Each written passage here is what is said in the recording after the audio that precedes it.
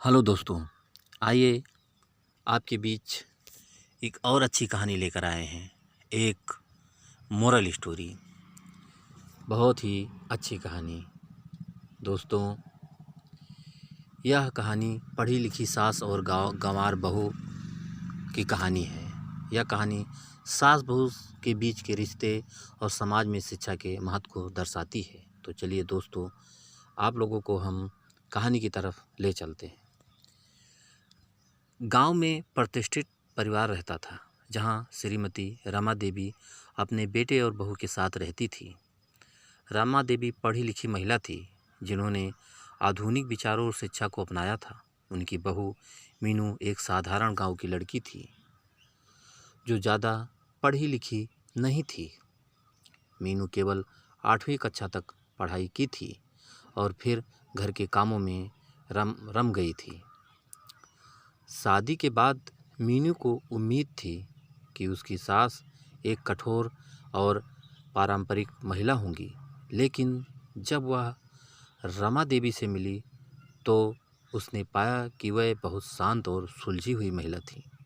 रमा देवी ने कभी अपनी बहू को उसकी शिक्षा के लिए ताने नहीं मारे, लेकिन अंदर ही अंदर वे चाहती थी कि मीनू भी पढ़ाई का महत्व समझे।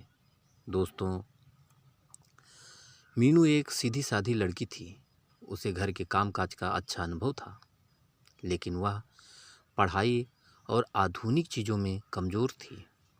रमा देवी ने देखा कि मीनू अपने खाली समय में या तो गपशप करती है या टीवी देखती है।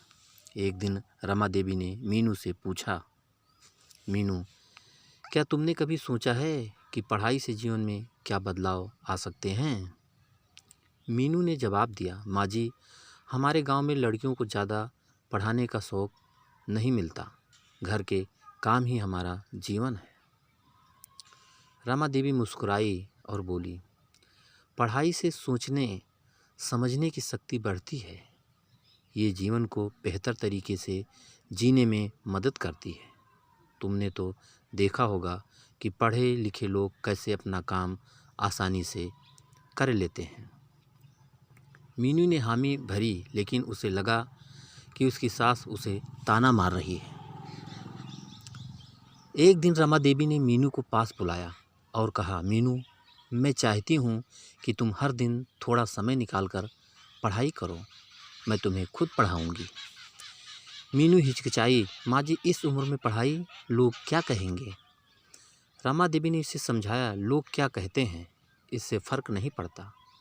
फ़र्क इस बात से पड़ता है कि हम अपने जीवन में क्या बदलाव ला सकते हैं। मीनू ने थोड़ी झिझक के साथ पढ़ाई शुरू की। शुरुआत में उसे मुश्किलें आईं, लेकिन रमा देवी ने धैर्यपूर्वक उसे हर चीज़ समझाई। धीरे धीरे मीनू ने पढ़ाई में रुचि लेनी शुरू कर दी। उसने अक्षर जोड़ना सीखा, फिर शब्द और फिर वाक्य। कुछ महीनों में उसने इतनी प्रगति कर ली कि वह अखबार पढ़ने लगी।